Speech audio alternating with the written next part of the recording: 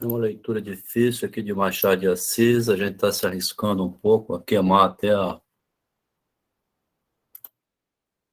queimar o filme da gente, porque pode ser que seja um... O que é a loucura, né? É quando a gente vê outro vendo o mesmo objeto, lá diz o Raul Seixas, né? Ele fala o quê mesmo? Sonho que se sonha só é só um sonho. Agora, quando se sonha junto, é realidade, né? Você vê a frase de Raul Seixas?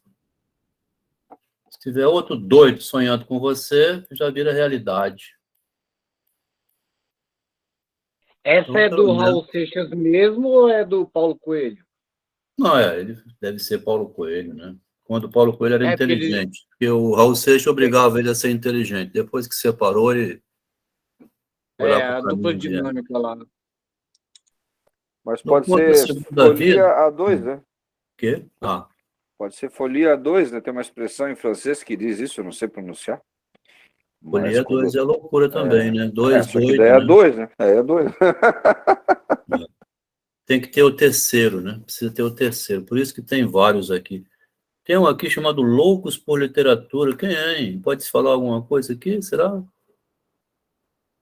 Doido por literatura. Quem é esse? Vamos esperar que a timidez resolva o problema, né? No conto A Segunda Vida, Machado está na fase, então, do que chama realismo, quando acontece uma modificação na literatura dele, né? Onde deixa de ser romântico para ser real, né? No início, o Machado tinha começado mostrando as consequências de um ato, mas ele mostrando através, então, do conto, né? Desde o primeiro continho dele de 3 páginas, chamado Três Tesouros Perdidos. O sujeito perde 3 tesouros, no fim enlouquece, porque ele mesmo que botou a perder. Mas quem vê de fora só, que é o Machado narrando. Isso perdura até o final da década de 70, quando ele, em todos os contos, sempre tem uma tragédia, um trauma, um problema, mas é o autor mostrando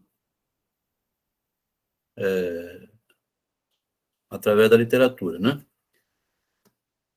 De 80 para diante, seria o próprio enfermeiro enforcando o homem, né? O Camilo, por mais que não seja o próprio Camilo narrando, mas a chamativa em cima do nome dele, né? Vem cá, você tem que vir aqui porque eu sei que você está pegando a minha mulher.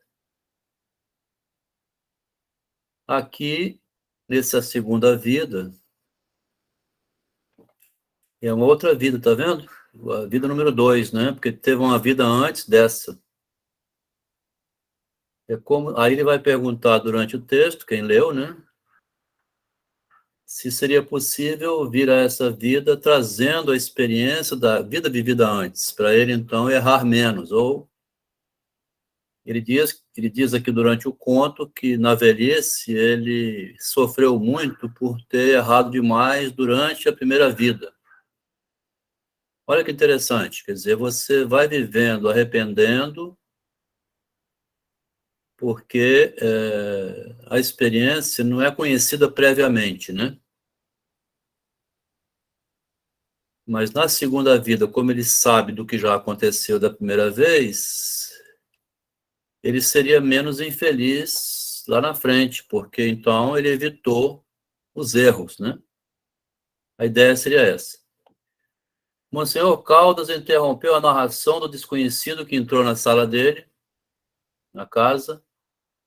Dá licença, é só um instante.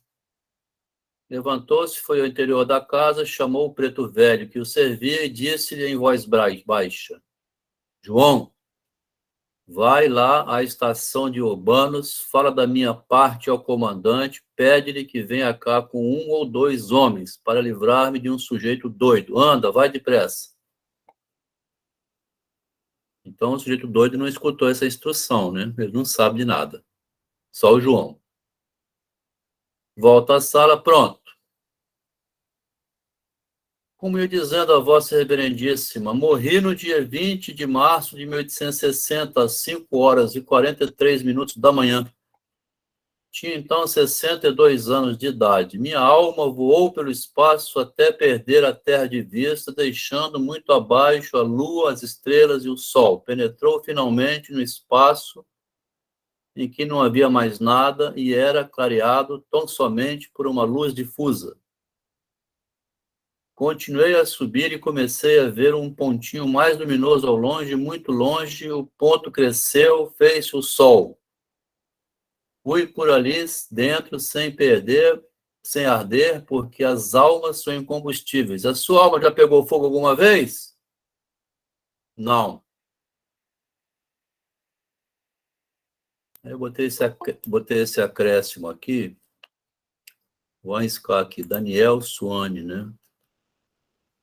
Boa noite, Daniel. Novidade, chegando eu um novato, alguém repassou o link, né? A gente só passa o link para pessoas conhecidas, né? Não bota em grupo mais para evitar. Alguém convidou, então, o Daniel. Brincar, um recurso da petalogia, né? Eu achei interessante porque é o seguinte, ó. Tem um autor aqui, que é o Alcides Maia, 1912, fazer igual a Carinha uma vez, ela botou o livro assim na cara, ó. Botou o livro na cara do computador, deixa eu ver se eu acerto a câmera, filmadora, não vou botar não. Alcides Maia, Machado de Assis, 1912, logo depois da morte do Machado, publicou um livrinho chamado Algumas Notas sobre o Humor. O curioso é o seguinte, que em 1905, Freud publicou lá o Xiste, né? Ah, você convidou o Daniel, valeu, Fabrício. Obrigado aí. Depois você manda ele repassar o número dele, ou você passa, que a gente manda os artigos para ele lendo. Em 1912, então, o Alcides Maia publicou algumas notas sobre o humor. Você vê só que no Brasil, hein? Lá em Viena, o Freud está publicando o xiste e sua relação com o inconsciente. Ou seja, o humor, o riso, né, a piada, ele alivia, né? Ele alivia. Na igreja você não pode rir, na frente do professor não pode rir, né? Na sala de aula, o professor... Você está rindo de quê aí? O riso é subversivo, né? O riso, ele é problemático, né? Isso me lembra uma história muito legal, mas é nostalgia. Deixa para vamos seguir o texto. Mas é engraçada a história, depois eu conto. Esse negócio de rir na sala de aula. Rir na sala de aula, né? Por quê? Porque o Humberto Eco, naquele filme O Nome da Rosa, parece que ele tem uma tese que lá naquele momento sumiu um livro de Aristóteles sobre a comédia, né? Não pode rir no mosteiro, né? Aquele filme é sobre a propriedade intelectual, né? O Nome da Rosa. Quem viu esse filme, viu o drama todinho lá.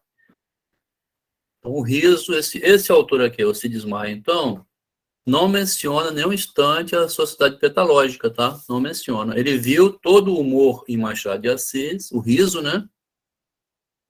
Porque aqui no meio do conto ele está falando uma coisa séria, mas ele fala assim, olha, as almas não pegam fogo, tá? A sua alma já pegou fogo alguma vez? Isso aqui é um xiste, né? Uma tremenda uma piada, né?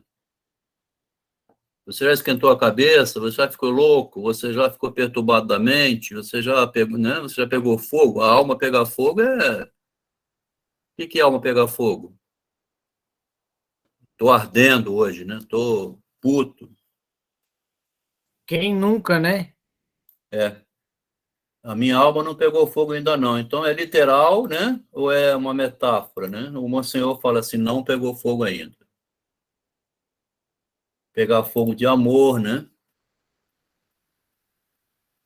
Aí ele responde, são incombustíveis, né? É verdade que a alma não pega fogo, né?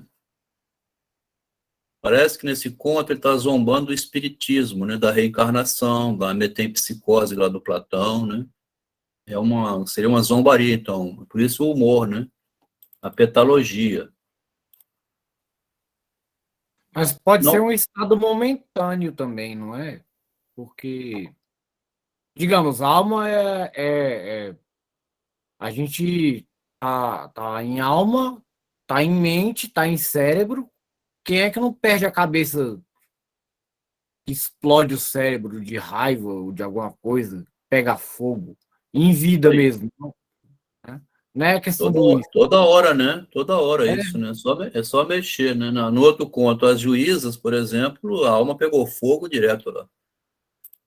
São incombustíveis, a alma não pega fogo. Fui subindo, subindo as distâncias de 40 mil léguas, ouvi uma deliciosa música e logo que cheguei aos 5 mil léguas, desceu um enxame de almas e me levaram a um palanquim feito de éter e plumas. Ele está fingindo então que está no país das almas. Entrei daí a pouco no novo Sol, que é o planeta dos virtuosos da Terra. Não sou poeta, monsenhor. Não ouso descrever-lhe as magnificências daquela estância divina. Poeta que fosse, não poderia, usando a linguagem humana, né? Ele vai falar agora aqui, ó. Linguagem humana é cheia de problema, não é purificada. De falar já é perturbar o ambiente, né? Codel, essa questão Falar aí, não é um ato cognitivo. Hã? eu estava fazendo uma interpretação, eu acho que isso era uma psicografia. É. Ele pode estar propondo aqui uma psicografia, né? Alguém que já faleceu ditando um texto, né? Mas ele aproveita para encher de ideias o Machado, porque os poetas da época, né? Castro Alves, que morreu cedinho, 24 anos, o poeta enche demais, inflama, né? Poeta que fosse não poderia, porque ele, como alma, usando a linguagem humana, transmitia as emoções da grandeza, ó, do deslumbramento, da felicidade, o êxtase. Ah, estou tão feliz hoje. O êxtase, a melodia, os arrojos de luz e cores, uma coisa indefinível e incompreensível. é Lá aquela no... coisa de pegar uma única frase e fragmentar para todas várias interpretações, né? Digamos assim, muitas coisas. A partir de uma frase, você pega várias vivências, vários momentos, várias coisas. Por aí. Que ele fala, fosse poeta, não poderia, porque iria usar a linguagem humana. Lá no mundo das almas, ele ia deixar as almas piradas, né? Imagina no mundo das almas, você começar a falar dessa maneira aqui, ó, cheia de emoção. Ah, meu filho morreu lá na terra, deixei minha mulher lá, né? Meu marido está desempregado. Lá no mundo das almas tinha que ser tudo zen, igual aqueles mestres hindus lá que ficam no Himalaia, tentando evitar o sentimento do corpo, né? Então ele já joga de cara aqui assim, a dificuldade do fato de ser humano, como é que você conseguiria virar alma sem sentimento nenhum? Aí vai, só vendo. Lá dentro é que soube que completava mais 1 milheiro de almas. Tal era o motivo das festas extraordinárias que fizeram. Quer dizer, chegou, completou 1.000. É zombaria do início ao fim, né? Porque vai contar a alma, né? Invisível. E que duraram 2 séculos. Ou, pelas nossas contas, 48 horas. Lá no mundo das almas, 48 horas equivale a 2 séculos. Aqui. Afinal, concluídas as festas, convidaram-me a tornar a terra para cumprir uma vida nova. Era o privilégio de cada alma que completava 1 milheiro. Respondi agradecendo e recusando, mas não havia de recusar. Ele não queria voltar ao mundo humano, né? Na verdade, esse conto, ele até agora parece que é a descoberta da psicose, né? Aquele cara que chega dentro da sua casa, começa a falar que foi para Marte e tem um botão que está na cintura, ele aperta e consegue ir para a quinta dimensão, e daí volta, verde e não mais azul. Mais ou menos assim, né? Bem-vindo ao clube, Teve um Adriano. outro comentador aqui que falou isso também, que parece o Schreber, parece psicose, né? Era uma lei eterna, né? O retornar, né? Não podia recusar, é uma lei eterna. Você não pode desobedecer uma lei de retorno, né? Uma lei que determina o retorno. A única liberdade que me deram foi a escolha do veículo. Poderia nascer príncipe ou condutor de ônibus. Que fazer? Que faria a vossa referendíssima no meu caso? Não posso saber, depende.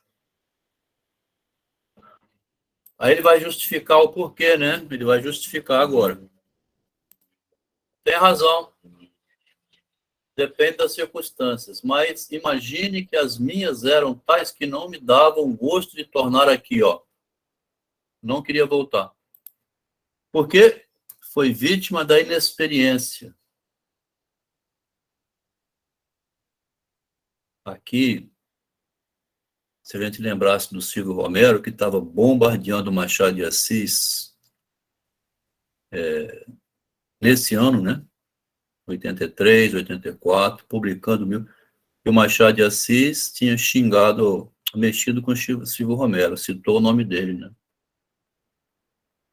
Como se ele não conhecesse a profundidade do abismo antes de entrar nele. Não tinha experiência de ter citado o nome desse homem.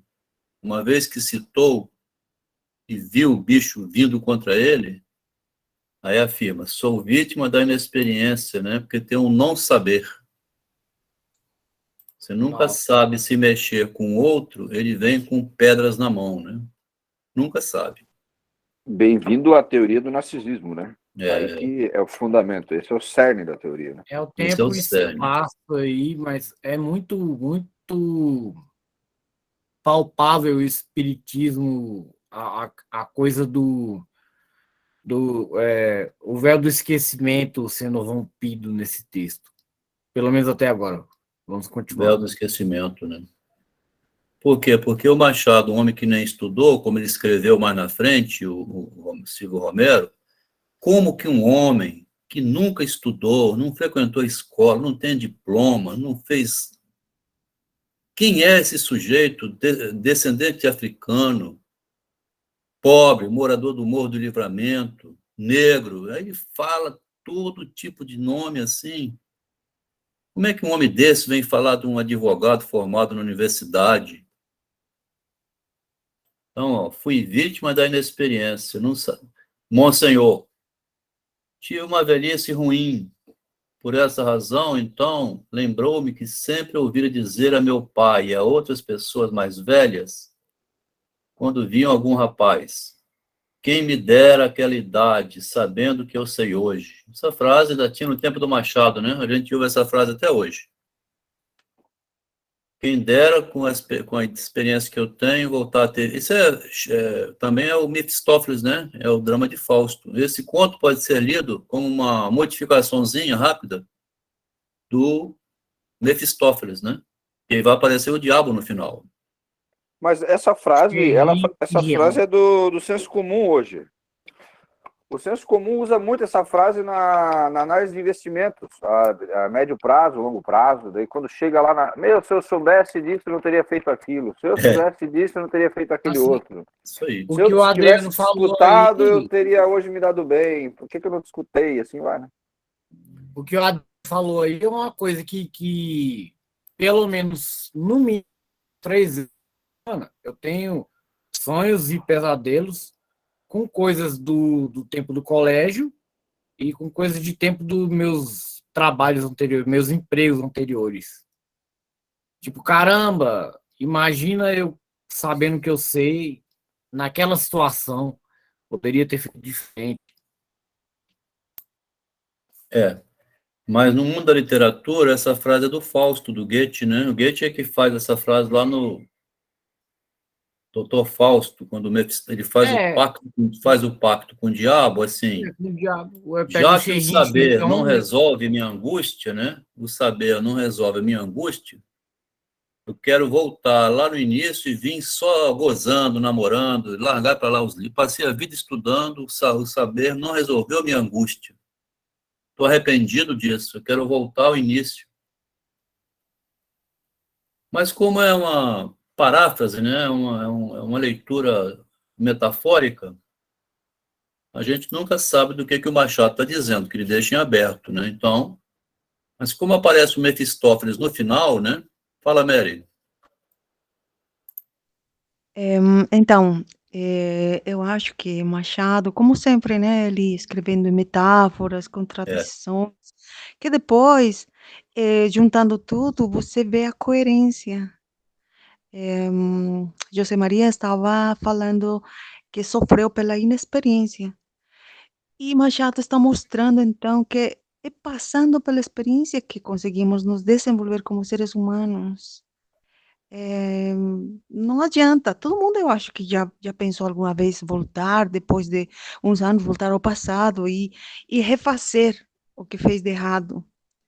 E, olha, como ele é visionário, agora eu vejo tudo diferente. É verdade, precisamos passar pela experiência para saber. Não adianta saber de fatos vindouros que vamos errar de novo, de uma forma ou de outra. Somos seres humanos. Muito bom esse É, ponto, né? a Mari falou, tinha uma frase que eu dizia loucamente, dizendo, não sei, não sei se era loucura, mas eu falei, olha, a gente pode fazer isso, a gente pode modificar o passado. Como? Prevendo o futuro. Ligue já. Mas se a pessoa voltasse aos 20 anos, né, com a experiência que teria mais velho, é, nada seria vivido com a mesma intensidade, né, dos 20 anos. Eu acho que o Machado também mostra isso nesse ele conto. fala isso no texto, né? Que perde a graça, né? Saber que vai cair e machucar, ele tem medo, então ele não quer brincar, não quer fazer um monte de coisa, porque ele já sabe previamente, que já viveu aquilo, inclusive comer. Interessante, porque ele diz, saber a experiência pode não ser bom também, porque você já vai ficar com medo previamente, né? É um Melina problema, tá né? com a mão levantada. É um problema. Melina. Saber a experiência, ele vai dizer que é um problema. Então ele fala: lembrou-me isto, e declarei que me era indiferente nascer mendigo ou potentado, com a condição de nascer experiente. Olha aqui a frase. Me dá a experiência vivida antes, que é eu volto sabendo tudo que eu já vivi. O véu do esquecimento. Melina tá com a mão levantada aí. Ah, é? Então deixa. Desculpa, não tinha visto. Fala, Melina. Vou esperar a Não tem Melina. problema, não. Eu estou aqui pensando, né, lendo você falando, ixi, misturei tudo. Você dizendo aí da crítica ao espiritismo, tudo, e existe até uma passagem no Evangelho que fala assim, né, contando uma parábola de um rico que morreu e ele pedia para voltar e falar com a família dele para acreditar em Jesus e tudo, que nessa questão de ressurreição, né? Para ele poder avisar a família que era para ele acreditar. Então, e aí na parábola ele fala: se você vivo ouviu, não acreditou, imagina se voltar uma outra pessoa. Isso aí, o rico e o Lázaro. Então, o Machado ele faz muito isso, né? Ele traz muita essa questão do cristianismo, de outras religiões. Semana passada a gente viu a questão da mitologia egípcia, e aí ele vai trazendo todas essas críticas no que ele escreve. É, porque são coisas imaginárias, né? A gente não, ninguém morreu para saber, é assim, o amor, né? quando ele fala aqui, eu acho gozado quando ele fala aqui, ó, primeiro que ele falou que o cara morreu com 68 anos, né? Eu achei incrível, foi isso aqui, ó. Quando ele morreu, eu tinha 68, a idade que o Machado morreu lá na frente, hein? É. Ele acertou a idade que ele iria morrer lá na frente, que o conta é de 84, né?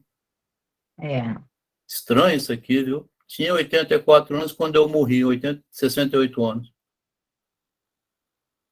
Mas também essa frase aqui, né, que ele diz, os poetas, fica difícil esvaziar, né? Os poetas não poderiam, usando a linguagem humana, falar sem contagiar os demais. Falar a linguagem de GPS, né? Vira à direita, ela nunca fica nervosa. A única mulher que não fica nervosa nunca e repete a mesma frase sempre do mesmo tom é a do GPS. Então é a linguagem desprovida de sentimento, né? E se for usar a linguagem humana, vai carregar de a pressão psicológica, né? Emocional, né? Lembrou isso e declarei, se a gente conseguisse falar uma linguagem robótica, todo mundo, né? De esvaziar a linguagem e virar tudo mulher de GPS, né? Melina, já pensou você falar para o seu marido, ou em qualquer lugar assim, amor, amor, hora do almoço. Bom, Vire à robô, direita. vira à direita, hora do almoço. Seria né? Esvaziar a Esse tempo está linguagem, chegando. esvaziar a linguagem dos sentimentos. E o que atrapalha é que a pessoa vem toda emocionada, né? Assim, emoção de grandeza, deslumbramento, feliz. Ah, eu tô feliz, me dá um beijo. Para com esse show, né? Contagia, você tem que comprar as coisas, né? Igual a outra lá no outro conto, que o marido da Romualda, ele acaba envolvido, né? Ele tem que ajudar ela para ganhar da outra. Lembrou-me isto, e declarei que me era indiferente nascer mendigo com a condição de nascer experiente. Não imagino o riso universal. Aí tem um riso, ó. Ó o humor aqui. Já que ali preside a província dos pacientes, disse-me que um tal desejo era disparate, mas eu teimei e venci. A alma teimou e venceu, hein? Daí a pouco escorreguei no espaço, gastou 9 meses, tá vendo? É uma alma que já vira humana, né? Para cair nos braços de uma mama de leite. Zé Maria. O estranho é que o Zé Maria tem o mesmo sobrenome do Monsenhor Caldas, tá? Romualdo de Souza Caldas, que é o nome do Monsenhor, né? E o Zé Maria Caldas. Será parente do padre Souza Caldas? Não.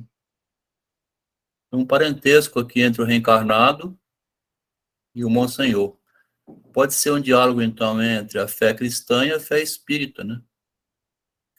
Ou um diálogo em quem está vivo e quem está vivo em espírito. Que foi o que É, falou o Adriano aí, né? O Adriano disse isso, seria uma psicografia, né? A pessoa conversando pois com a é. sua alma. O espiritismo, ele nasce do cristianismo, né? O kardecismo. Sim, Porque, tem muito. tanto que a gente tem o evangelho segundo o espiritismo. E eu acho interessante que Machado, ele vem trazendo, comparando, quando ele faz essas comparações e ironiza, enfim, traz o ponto de vista, ele pondera que tudo que foi falado lá para os cristãos, né, na época lá da Bíblia, já era falado na Grécia Antiga, né? Então, ele vai fazendo essa ponte, porque o cristianismo ele surge como uma novidade, como se fosse, como se ninguém tivesse instituído nenhuma religião antes. E então, Machado, ele parece que busca centrar um pouco disso, claro que com a política também, né? Ele coloca o tom dele ali, criticando, enfim, tudo isso que a gente vem estudando. Mas ele procura mostrar que já existem fundamentos antes até do cristianismo. O cristianismo acaba não sendo absoluto. Ah, tá, entendi. Ele já tinha algo antes, não é invenção nova o cristianismo, ele vem derivado de outras coisas prévias. Né? Tinha budismo, tinha um monte de coisa.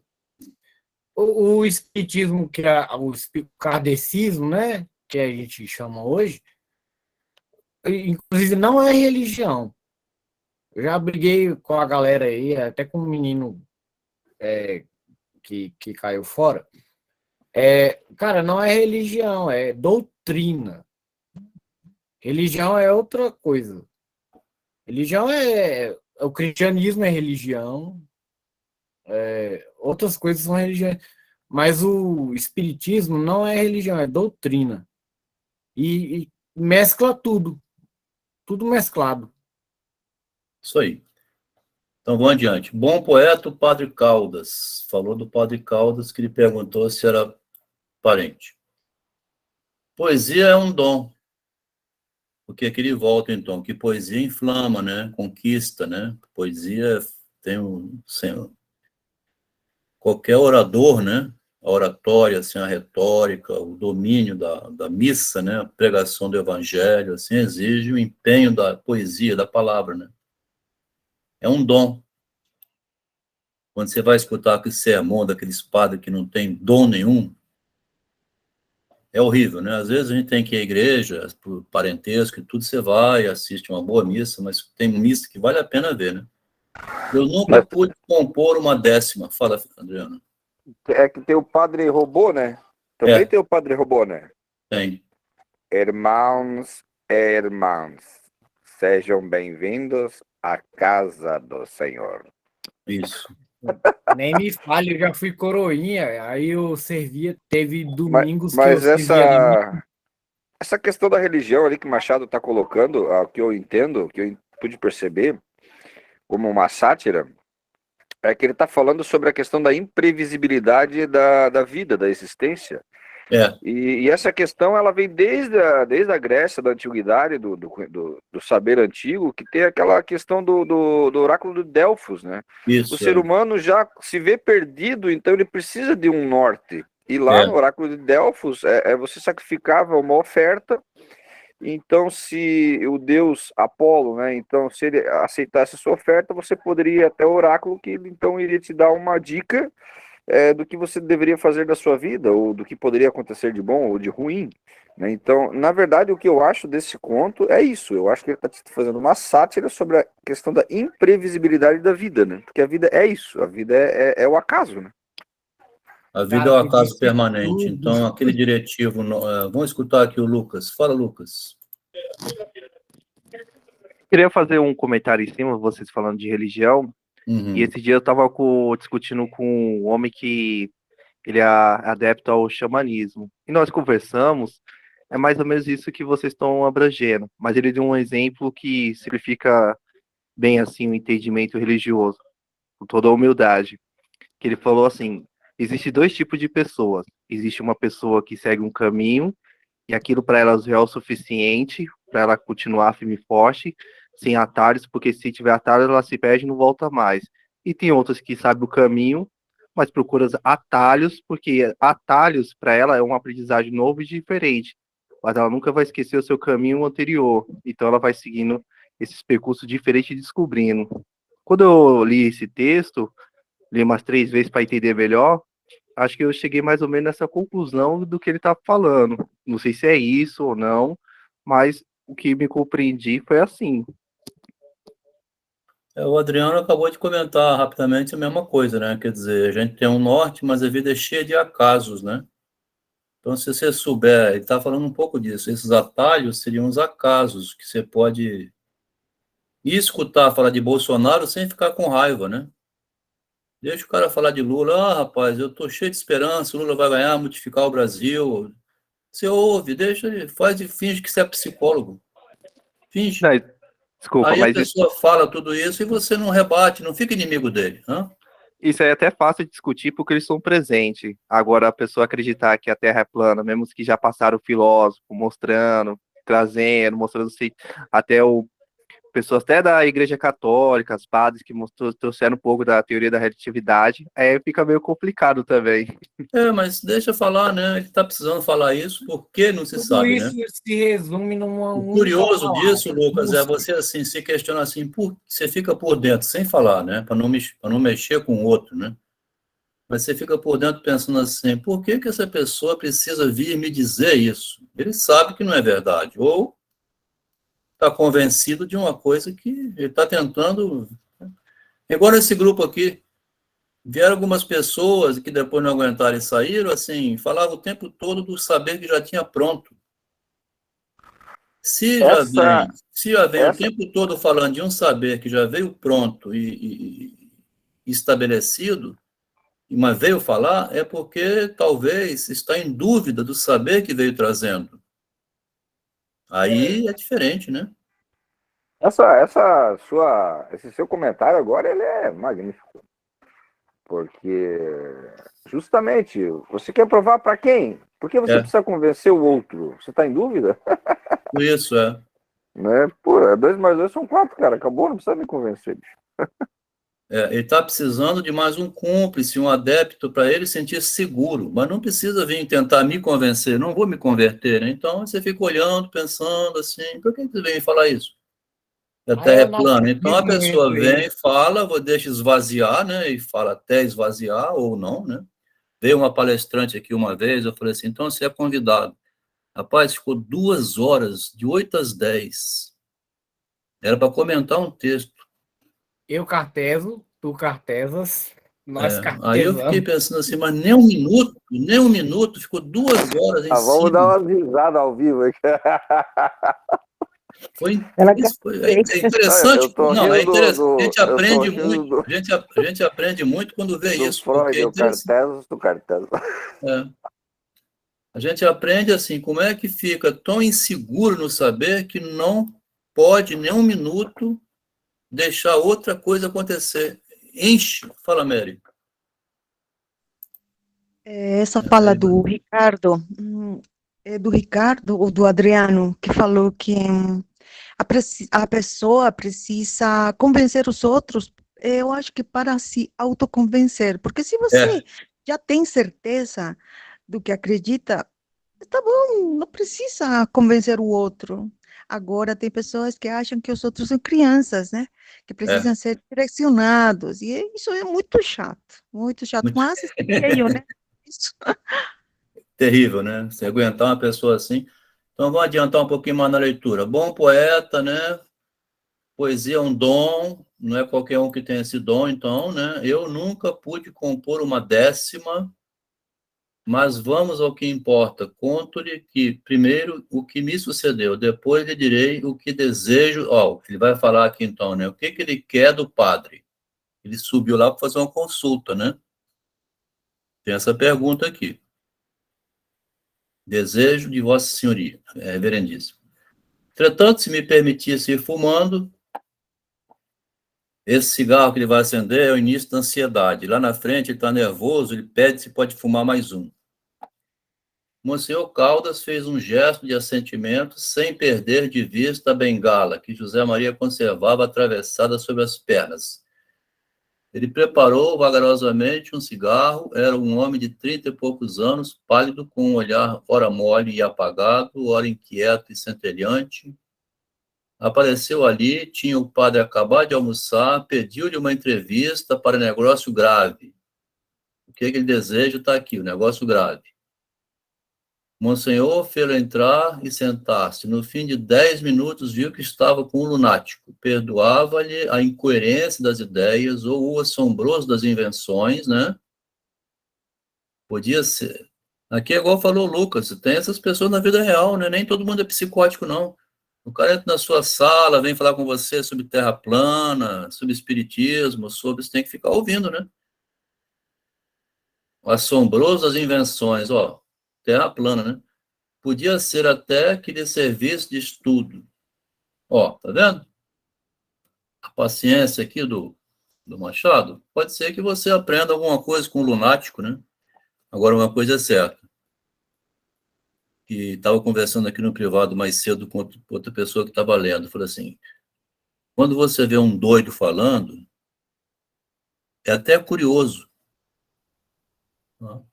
Você aprende alguma coisa porque é excitante, né? Essa fala desse cara é excitante, não é? Ele inventou um mundo para onde ele foi, tinha 1000 pessoas, ele podia reencarnar com a experiência, quer dizer, é melhor do que a fala de um neurótico comum, todo contido, né?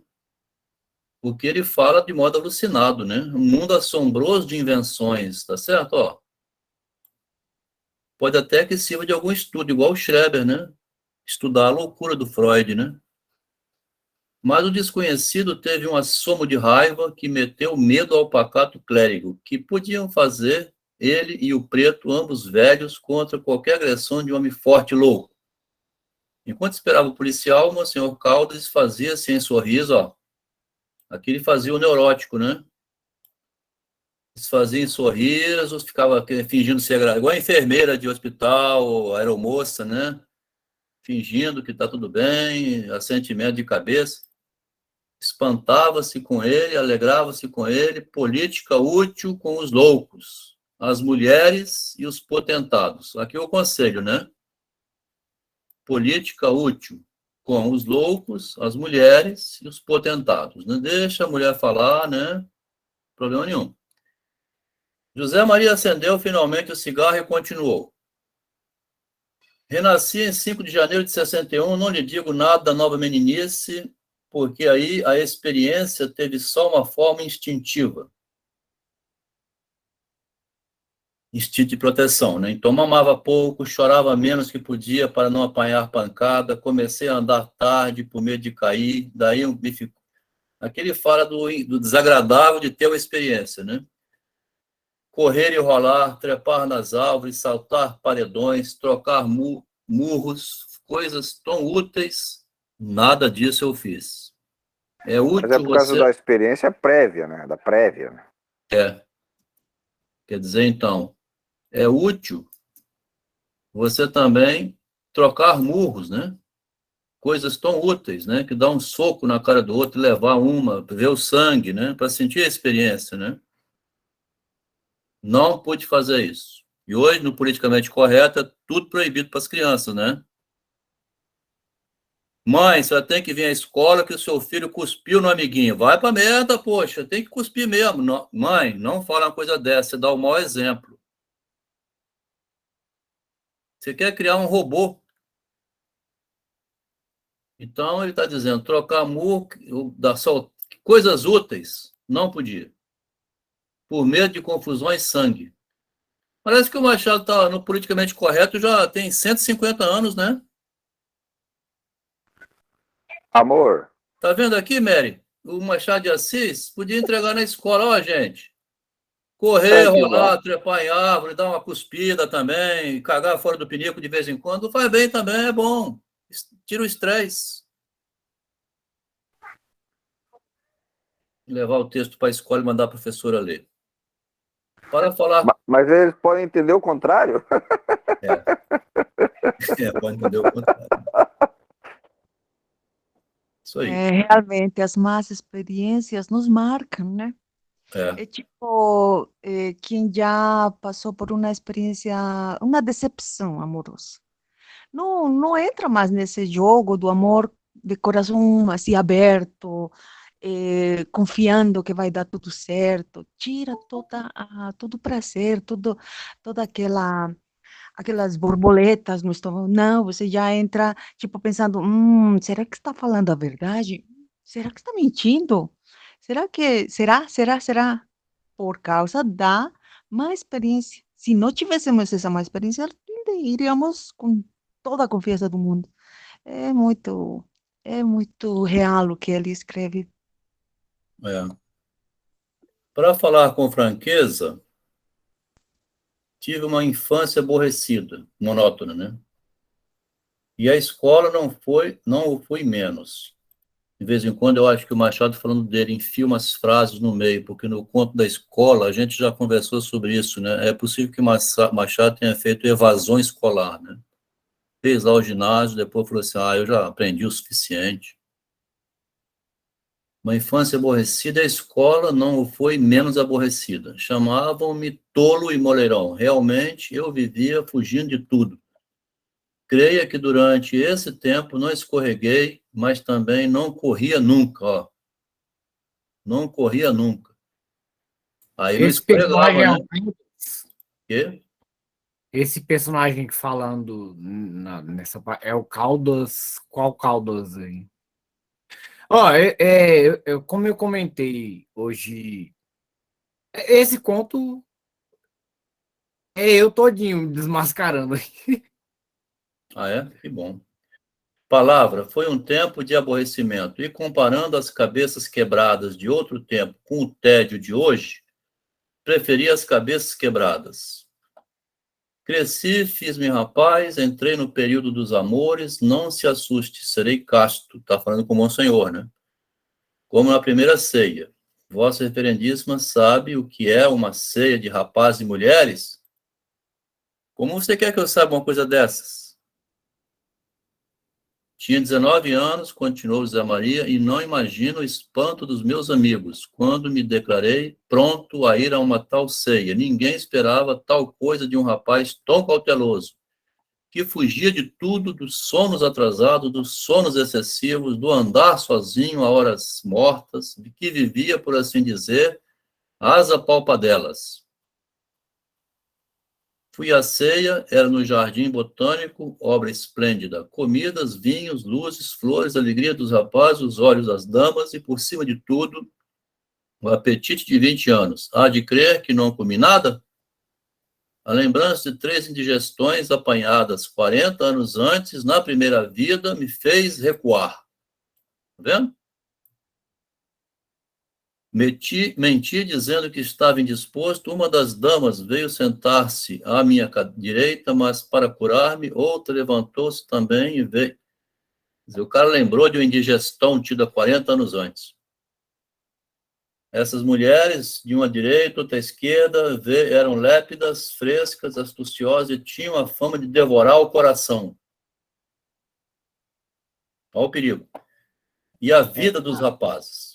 Confesso-lhe Aí que... ele colocou uma situação, um texto erudito para uma situação que, para mim, isso seria aquelas farra pesada. É. De 20 anos, né? Ele ressaltou bem. Confesso-lhe que fiquei com medo e retraí-me. Elas fizeram tudo, mas em vão. Vim de lá de manhã, apaixonado por ambas, sem nenhuma delas, apaixonado, mas sem ninguém, caindo de fome porque não comeu nada. Que lhe parece? Concluiu José Maria, pondo as mãos nos joelhos e arqueando os braços para fora. Com efeito, não lhe digo mais nada. Vossa Reverendíssima adivinhará o resto. A minha segunda vida é, assim, uma mocidade expansiva e impetuosa, enfreada por uma experiência virtual e tradicional. Então, ele tem um ímpeto, mas está pisado no freio, né? Vivo com Ele está no furor como diz a mocidade, né? O furor de uma madrugada muito farreante e refletindo sobre uma ressaca moral, né? Sobre tudo que aconteceu. Ao mesmo tempo travado, né? Ele diz, não fiz nada, não peguei ninguém, não comi nada, estava pisado no freio, né? Ou não fez ou não se lembra, né? Vivo como Eurico, atado ao próprio cadáver, não a comparação não é boa. Como lhe parece que vivo, sou pouco imaginoso, suponho que vive assim como um pássaro, batendo as asas e amarrado aos pés. Justamente. Pouco imaginoso? Achou a fórmula? É isso mesmo, um pássaro, um grande pássaro, batendo as asas assim. Aí o louco imita. Zé Maria vai imitar igualzinho. Zé Maria ergueu-se, agitando os braços à maneira de asas. Ao erguer-se, caiu-lhe a bengala no chão, mas ele não deu por ela. Continuou a agitar os braços em pé, defronte do padre, e ia dizer que era isso mesmo, eram pássaros. Agora eu sou um grande pássaro. De cada vez que batia as asas nas coxas, levantava os calcanhares, dando ao corpo a cadência de movimentos e conservava os pés unidos para mostrar que os tinha amarrados, igual um pássaro. Monsenhor aprovava de cabeça, ao mesmo tempo afiava as orelhas para ver se ouvia passos na escada. Tudo silêncio. Só lhe chegavam os rumores de fora, carros e carroças que desciam, quitandeiras apregoando legumes e um piano da vizinhança. José Maria sentou-se finalmente, depois de apanhar a bengala, e continuou nesses termos. O Machado faz esse desvio para dar um tom de realidade, né? O Monsenhor foi verificar para ver se a polícia não estava chegando, porque ele estava entrando em delírio ali, né? Um pássaro, um grande pássaro, para ver quanto é feliz a comparação, basta a aventura que me traz aqui, um caso de consciência, uma paixão, uma mulher, uma viúva, Dona Clemência. Então, o que trouxe ali foi esse problema, né, que é o motivo da consulta dele ao padre. Tem 26 anos, uns olhos que não acabam mais, não digo no tamanho, mas na expressão, e 2 pinceladas de buço que lhe completam a fisionomia. É filha de um professor jubilado. Os vestidos pretos ficam-lhe tão bem que eu, às vezes, digo-lhe rindo que ela não enviuvou senão para andar de luto. Ele tem um problema com essa mulher. Caçoadas.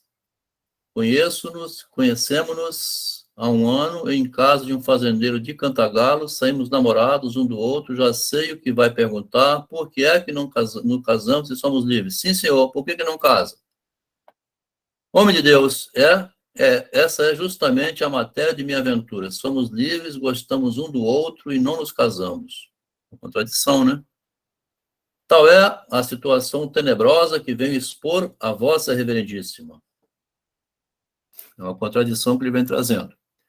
E que a sua teologia, ou o que quer que seja, explicará se puder. Voltamos para a corte namorados. Clemência morava com o velho pai e um irmão empregado no comércio. Relacionei-me com ambos e comecei a frequentar a casa em Mata-Cavalos. Olhos, apertos de mão, palavras soltas, outras ligadas, uma frase, 2 frases, estávamos amados e confessados. Uma noite, no patamar da escada, trocamos o primeiro beijo. Perdoe essas coisas, monsenhor. Faça de conta que me está ouvindo de confissão. Finge que é uma confissão. Nem eu lhe digo que isso senão para acrescentar, sair dali tonto, desvairado, com a imagem de Clemência na cabeça e o sabor do beijo na boca. Ela parecia então uma feiticeira, né? Errei cerca de 2 horas, planeando uma vida única. Determinei pedir-lhe a mão no fim da semana e casar daí a 1 mês. Cheguei às derradeiras minúcias, cheguei a redigir e ornar de cabeça as cartas de participação. Entrei em casa depois de meia-noite e toda essa fantasmagoria voou como as mutações à vista das antigas peças de teatro. Que é um pouco a crítica permanente do Machado, né? Você entrar no amor à musa, né? Você entra no amor à musa, né? E muitos poetas morreram de álcool, morreram fazendo poemas, igual a gente vai ver aí depois, na semana que vem, a Dama das Camélias, morreu com 23 anos, a mulher, né? Viveu vida boêmia do ponto de vista de mulher, né? Foi amante de todo mundo lá em Paris durante uns 4 anos e foi motivo da peça de Alexandre Dumas Filho, que também namorou com ela. Então, entra nessa loucura da fantasmagoria, mutações, ele está em torno desse tema aqui, o Machado, né? Porque esse Zé Maria, a gente há de convir que ele não morreu nada, ele está fingindo essa morte para fazer uma narrativa, né?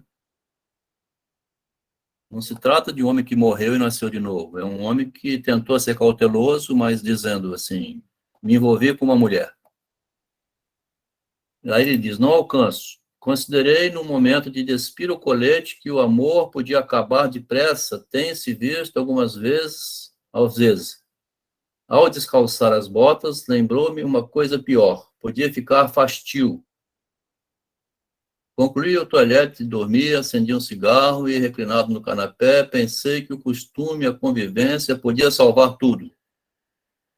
Mas logo depois adverti que as duas índoles podiam ser incompatíveis, e que fazer com 2 índoles incompatíveis inseparáveis. Se é incompatível, não pode ficar junto, mas não pode se separar, você gera uma pergunta filosófica aqui, né? Como é que você resolve esse drama, né? É inseparável, tem que ficar junto, mas é incompatível, não pode ficar junto. Esse aqui é o filé mignon do Machado de Assis, né? Ele gosta dessas perguntas que não tem resposta, né? Mas, Isso é enfim, gente, geminiano, né? Digamos assim. É uma coisa assim que... por isso, o próprio título do texto é Duas Vidas. Sabe-se lá o que está vivendo ou o que está pensando que está vivendo. Uma pessoa só cria personagens para a própria vida. Aí você não sabe o que é verdade, o que é mentira, quem é você, sabe? chega a esse ponto, né? Porque há um problema também,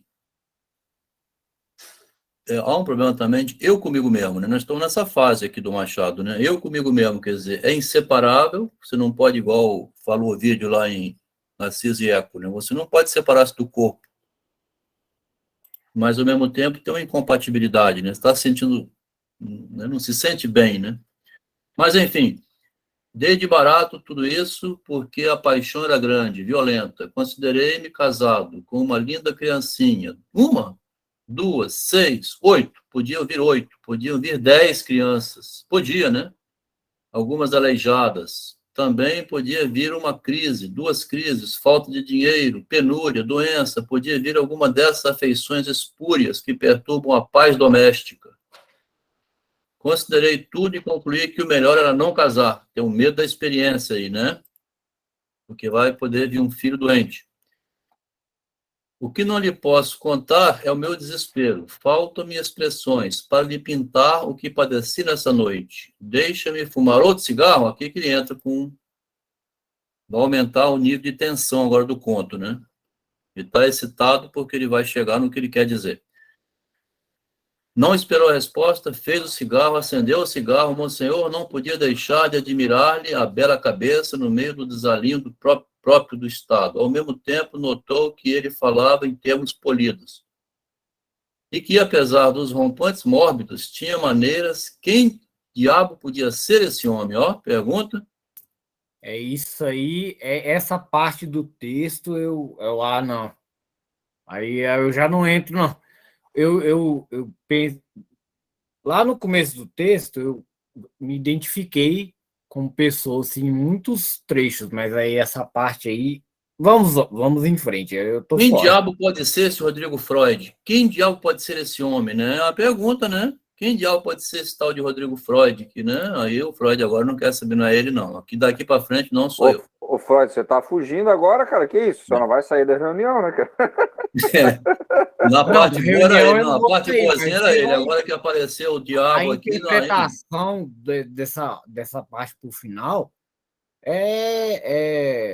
olha, não é do meu caráter, não é da minha Não, isso aqui não humildade. é, não, isso aqui não é o Freud, de jeito nenhum.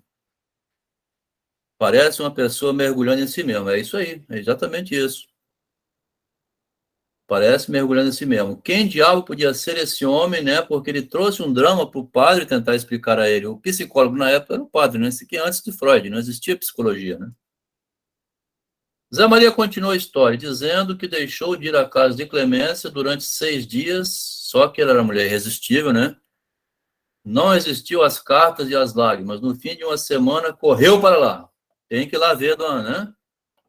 E confessou-lhe tudo. Ela ouviu-o com muito interesse e quis saber o que era preciso para acabar com tanta cisma, que prova de amor queria que ela lhe desse. A resposta de Zé Maria foi uma pergunta. Respondeu perguntando. Está disposta a fazer-me um grande sacrifício? Disse a ela eu. Clemência jurou que sim. Pois bem, rompa com tudo, família e sociedade, venha morar comigo, casamos-nos depois desse noviciado. O cara estava doidão por ela, né, para fazer uma proposta dessa, né, romper com a sociedade, uma mulher, né, romper com a sociedade e vir morar comigo. Compreendo que vossa reverendíssima arregale os olhos. Tá vendo? Essa mulher tem alguma coisa, né, envolvente. Os delas encheram-se de lágrimas, mas apesar de humilhada, né, tá vendo? Aceitou tudo. Vamos, confesso que sou um monstro. Não, senhor. Como não? Sou um monstro. Clemência veio para minha casa e não imagina as festas com que a recebi. Deixo tudo, disse-me ela. Você é para mim o universo. Está entrando na região do perigo. Eu beijei-lhe os pés, beijei-lhe os tacões dos sapatos, tá vendo? Parece lá o Sacher Masoch, né? Porque ele beija o sapatinho da mulher, ela usa o chicotinho, tem uma... Beijar os tacões do sapato da mulher, né? Não imagino o meu contentamento. No dia seguinte, recebi uma carta tarjada de preto. Era notícia da morte de um tio meu em Santa Ana do Livramento, deixando-me 20.000 contos. Fiquei fulminado. Entendo, disse a Clemência. Você sacrificou tudo porque tinha notícia da herança. Essa parte eu não consigo compreender, como leitor do texto, essa parte. Ela diz essa frase, né? Sacrificou porque tinha notícia de herança, seria tudo que alguém poderia querer, né? 20.000 contos. Desta vez, Clemência não chorou, pegou em si e saiu. Fui atrás dela, envergonhado, pedi-lhe perdão, ela resistiu. Eu não sei se significa casar com dinheiro, abandonar ela, né? Não entendi. Um dia, 2, 3 dias, depois foi tudo em vão, Clemência não cedia nada, não falava sequer, então declarei que me mataria, comprei um revólver, fui ter com ela, mostrei, é este.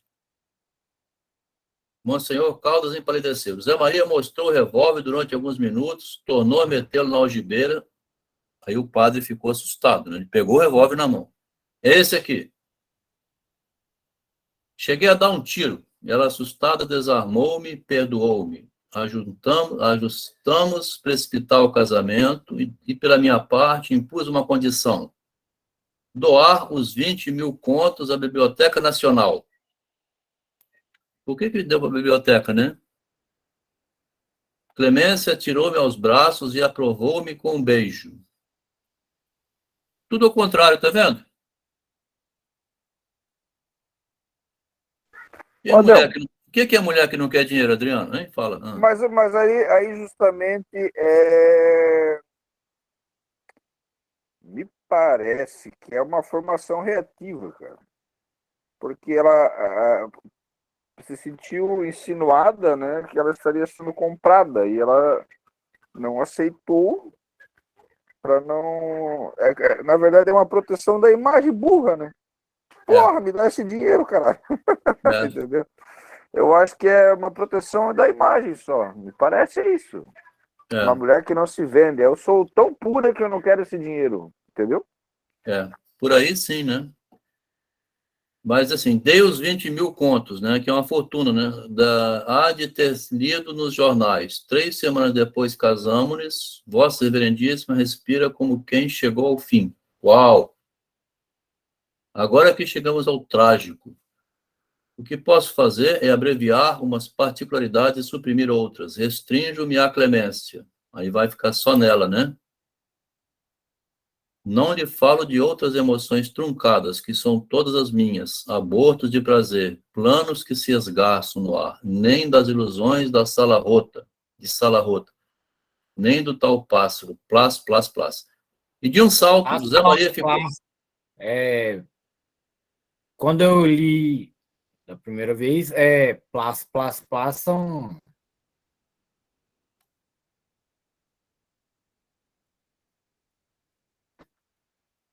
Fala de pássaro aí, mas a voz sumiu, hein? Me soou com barulhos de balas de revólver. Tá sem voz, Raul.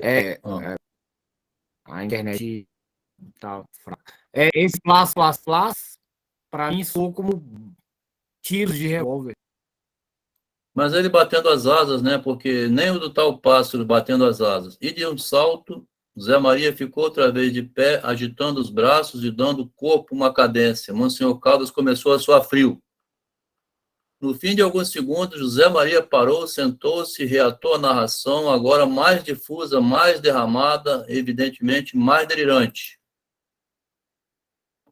Contava os sustos em que vivia, desgostos e desconfianças, não podia comer um figo às dentadas, como outrora, tinha medo, né?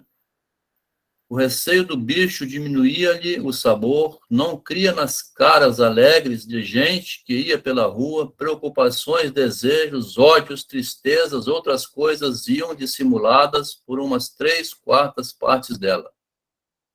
Vivia a temer um filho, cego ou surdo-mudo, uma tuberculose, um assassino, etc. Não conseguia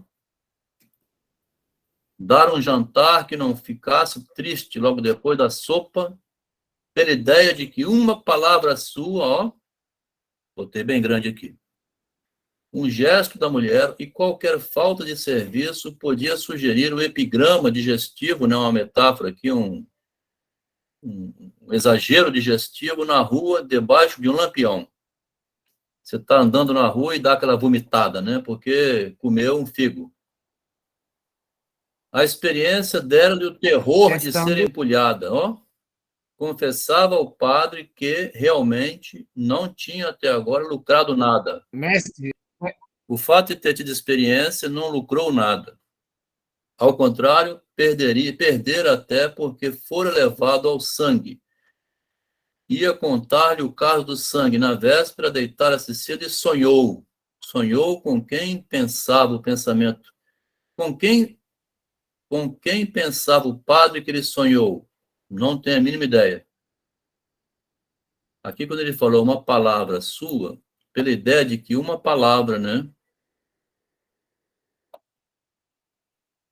Uma palavra que ele disse que vieram gritar sem parar nos ouvidos de Machado foi o nome Silvio Romero, né? Uma palavra. No meio do texto tem essas coisas, hein? Um nome, né, no caso. Um nome. Eu falei Rodrigo Freud, Adelmo, você falou meu nome. Você tem alguma coisa contra mim? Por que você citou meu nome? Eu vi meu nome lá no grupo. Né? A experiência dela do terror... Também, aproveitando que eu estou falando, testando se o microfone está funcionando. A internet está caindo aqui. Está funcionando. A experiência dela no terror de ser empulhada. Confessava ao padre que realmente não tinha... de que sonhou? Sonhei que o diabo lia-me o evangelho. Aqui, então, na fronteira da experiência... É melhor nem comentar sobre isso. Na fronteira da experiência, está sonhando, né? Um sonho, né? Um sonho que o diabo leu o evangelho. O diabo lia-me o evangelho. Olha, estamos vivendo isso. Literalmente. Chegando ao ponto em que Jesus fala dos lírios do campo. O diabo colheu alguns lírios e deu-me. Toma, disse-me o diabo. São os lírios da Escritura. Segundo ouviste, nem Salomão, em toda a pompa, pôde ombrear com esses lírios. Salmão é a sabedoria. Sabes que são estes lírios, José? São os teus 20 anos. Ele escutou isso no sonho, né? Um pesadelo. Fitei-os encantado. Eram lindos como não imagina. O diabo, essa frase, essa passagem, que é o parágrafo que ele quer narrar ao padre, né? O padre interpretar pela Bíblia, né? Pelo Evangelho, né? O Adelmo, eu vejo aí, parece que é até aquela parte da tentação de Jesus no deserto, né? Quando Jesus é interpelado pelo diabo. Então, nesse momento aí, ele pegou o momento certo para fazer isso também, né? Momento certo, né?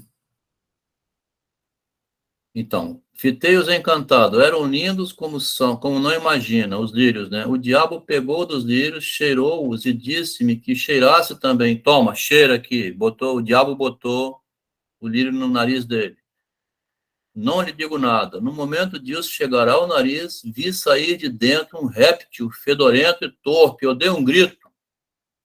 Arrojei para longe as flores. Então o diabo escancarando uma formidável gargalhada. José Maria, são os teus 20 anos. Era uma gargalhada assim, ó. Deu uma gargalhada.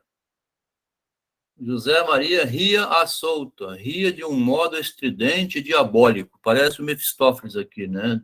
Aquela capa assim, com a cara horrorosa, né? De repente parou, levantou-se e contou que, tão depressa abriu os olhos, viu a mulher diante dele, ó, tá vendo? Aflita e desgrenhada. Os olhos de Clemência eram doces, mas ele disse-lhes que os olhos doces também fazem mal. Ela arrojou-se-lhe aos pés. Neste ponto, a fisionomia de José Maria estava tão transtornada que o padre, também de pé, começou a recuar trêmulo e pálido.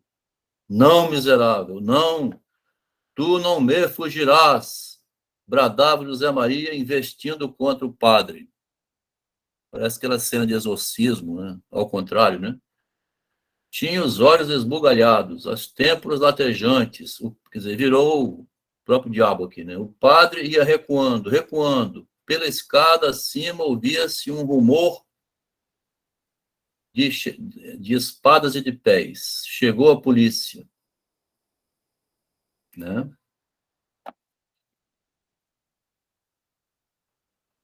Então, nesse conto, que é muito aberto a interpretações, né? A gente, sombras do nosso inconsciente que tornadas conscientes, né? Lá os dois grandes homens, né, a decadência, falou assim que procurava um homem achei um maluco, né? Os homens de juízo são todos copiados uns dos outros, só fala as mesmas neuroses, né? Tudo limitado, né? E que curado, né, por um hábil médico, está agora tão comum como os outros. Se você curar o homem louco, ele vai se tornar um comum como todo mundo, né? Vai se tornar uma pessoa monótona, né? Acabou a originalidade. Assim, vai virar um robô. Isso. O Machado, exatamente. O Machado, ele gosta de brincar com esse jogo, porque ele é meio desviante, né? O Machado finge a loucura, né? Ele consegue escrever um conto sem ser louco, né? Por quê? Porque ele tem o controle, né? Ele pode fingir, fazer o teatro, né, da birutice, para ser original por esse lado, né? Então, enquanto que os demais escritores da época são tudo muito quadradinhos, assim, previsíveis, né? Não, jamais conseguiria escrever uma loucura dessa, né?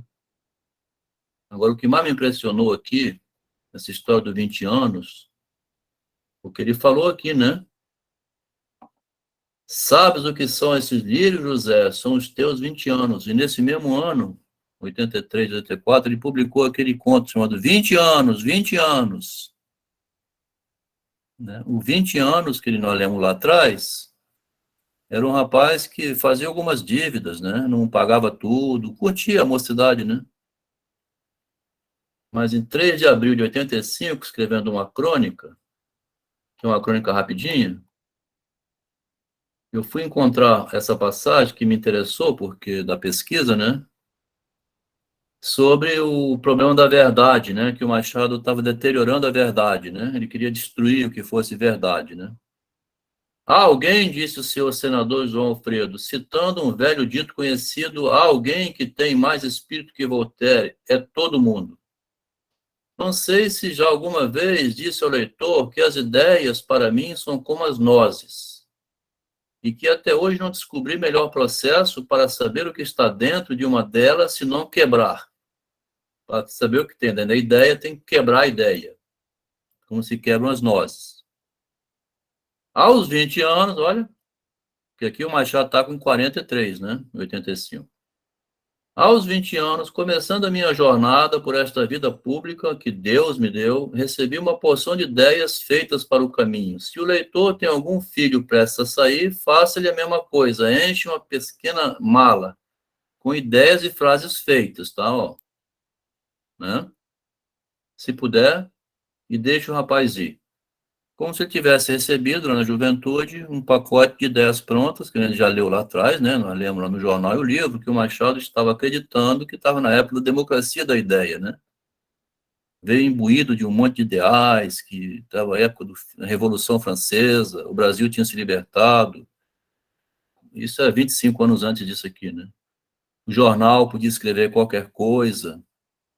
Aqui ele está vendo, né, que o jornal, apesar de poder escrever, aparece sempre pessoas muito contidas, né? Não conheço nada mais cômodo. Chega-se a uma hospedaria, abre-se a mala, tira-se uma delas e os olhos dos viajantes faiscam logo, porque todos eles as conhecem desde muito e creem nelas, às vezes, mais do que em si mesmo. Ó. Crê mais na ideia do que em si mesmo, né? Acredita mais no que disseram do que em si próprio. É um modo breve e econômico de fazer amizade, você acreditar no que dizem por aí, né? Não ficar duvidando. Foi o que aconteceu. Trazia comigo na mala e nas algibeiras uma porção dessas ideias definitivas. Vivia assim até o dia em que, ou por irreverência do espírito, ou por não ter mais nada a fazer, peguei de um quebra-nós e comecei a ver o que havia dentro delas. Em algumas, quando não achei nada, achei um bicho feio e visguento. Interessante que ele fala a mesma coisa no conto, tá vendo? Quando ele foi cheirar o lírio, saiu um répido fedorento, cheio, visguento, deu um grito. Tem um paralelo entre o conto e uma crônica, né? Porque essa crônica é um comentário sobre alguém da vida real, o senador João Alfredo, né? Ele está num comentário a um senador, né? Provavelmente um senador que falava de ideias feitas, então, né? Já pensamento pronto, né? Não escapou a esse processo a ideia de que todo mundo tem mais espírito do que Voltaire, tá vendo? Inventada por um homem ilustre, o que foi bastante para lhe dar circulação e palavra e tal. Então eu fui encontrar, sim, meus amigos, choro lágrimas de sangue com a minha descoberta. Nem me retruque o leitor com o fato de ter, de um lado, a opinião do autor da ideia e as gerações que as têm repetido e acreditado, enquanto do outro estou apenas eu. Ó. Isso nós estamos pesquisando na década de 80, né? O Machado abandona essa ideia de opinião, né? De gerações que têm repetido e acreditado em ideias da tradição, e a pessoa ser herói dos outros, né? Eu tenho que ser herói de mim mesmo, né? Você vai ser herói do outro, você é alugado, né? Depois você está mal, te abandona, ainda te chama de burro. Por que você foi se dedicar aí? Ó? Cuida da sua vida, né? O Machado queria resolver o problema da sociedade brasileira, assim, tornar todo mundo erudito, traduzir um monte de peças do francês no início, estava empolgado demais, né? Bom, então, faço de conta que sou aquele menino que, quando toda a gente admirava o manto invisível do rei, aquele menino quebrou o encanto geral, exclamando: o rei está nu. Faz de conta que eu sou aquele menino, tá vendo? O único no reino que tinha coragem de falar, né? Vocês são todos uns merda, né? Não se dirá que, ao menos nesse caso, toda a gente tinha mais espírito que Voltaire. Está me parecendo que fiz agora um elogio a mim mesmo, ó. Tanto melhor, é minha doutrina. Ele tenta se safar, né? Mas eu trouxe essa crônica, talvez confunde, né? Porque misturar a crônica com o conto, agora embaralha o pensamento, né? Mas ele está escrevendo de uma maneira... Tem uns comentadores que falam assim, o Machado, quando escreve um conto igual esse, ele está fazendo uma crítica em forma de ficção. Só que ninguém entende nada, né? Agora, quando ele vem aqui na vida real, né, na realidade, que vamos falar, no real, né, pegar o senador Alfredo João, né, João Alfredo, comparar ele com o Voltaire, né, e dizer que ele fala coisas ridículas, ele está nesse esquema aqui de cima, né, uma palavra, né. Não chega a ser complicado a crônica e o conto. A questão é que abre vazão a muitos debates. Aí a gente dá umas Gera 2 muito semanas debate. aí, sei lá. Mas, assim, uma palavra sua, você falou o nome, né? Fala o nome aqui do senador, né? Só que tá político, aqui não está falando com alguém que é escritor, né? O senador vai pouco se lixar ou não, né? O que o Machado falou lá de mim no texto dele? Ah, falou uma birutice lá, comparou com Voltaire, que você não é nem um Voltaire, queria quebrar essas ideias feitas. De qualquer maneira, na crônica, ele menciona um nome e na ficção ele não menciona. Né?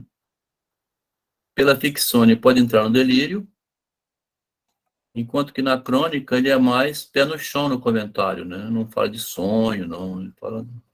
Enfim, é um escritor, né, que é um comentarista da realidade, mas também escreve contos ficcionais, tá?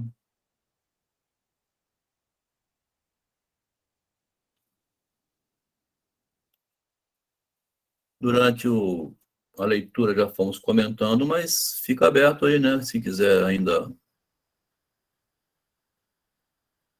que você achou, Rosângela? Está acompanhando? De vez em quando quietinha, né? Não se manifesta, escreveu alguma coisa aqui no chat? Deixa eu ler o chat.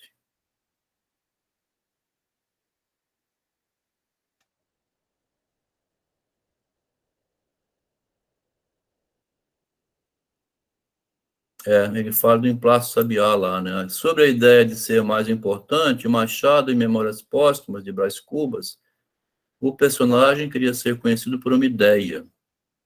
E essa foi quem o matou. Oi, Rosângela. Ah, que bom, tá acompanhando, né? Fica à vontade, tá? Se quiser falar qualquer coisa, né? É bem livre. Já reparou que é bem livre aqui, né?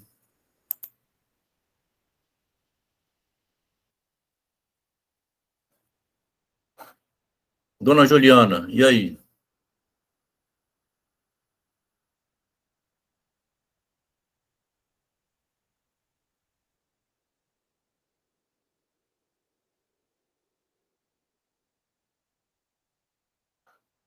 Ô, Roberto, você tá mudo por quê, rapaz?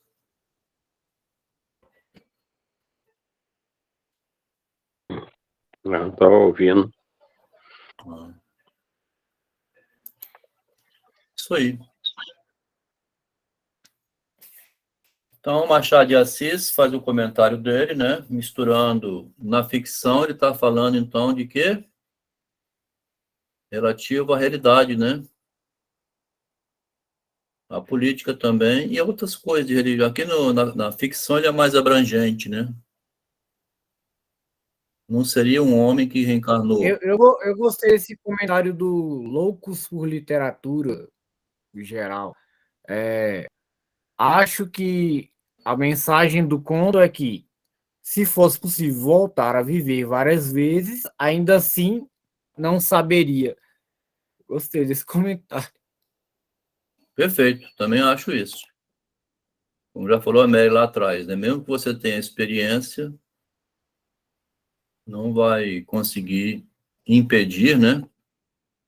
Que na próxima experiência erre de novo. É imperfeito sempre, né? A cada beijo, a cada namoro que a gente tem, né? A outra aqui que eu gostei também é do Loucos por Literatura também. Machado é um bruxo. Nunca vi um inculto tão culto. Admirável, é um elogio, né? Cara, muito legal. Que é essa galera Loucos por Literatura? Deve ser um grupo, né? Não um trem assim. É a Não me primeira é vez, estranho, não, sabe? é a segunda vez. A vez passada eu fiquei Eu suspeito, também né? tô achando que são mais de um, né? Porque são loucos. Não me é estranho, deve ser um grupo de, sei lá. Uhum. Uma manada de loucos, verdade. Então, aqui no conto Duas Juízas, que é um conto rápido, de 4 páginas, é um conto muito interessante esse, né? Quem leu, teve a paciência de ler.